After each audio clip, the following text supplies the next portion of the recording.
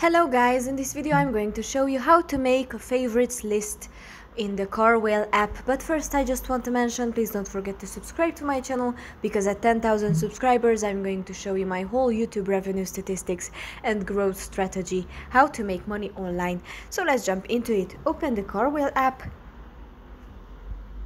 and let's say that you are looking for some cars. If you like this car, you can see on the image on the top right corner, almost the corner, the heart shaped icon. If you tap on it, you add it to your favorites, and you are searching to more cars, and you tap on that heart icon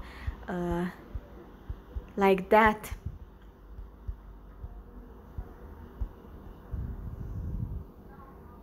On the top right corner, heart icon.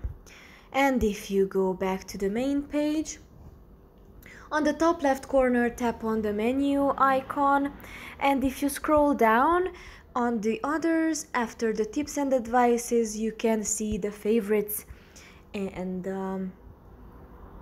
tap on new cars, and here is this 3 what I put to my favorites, and from here I can select one if I would like to.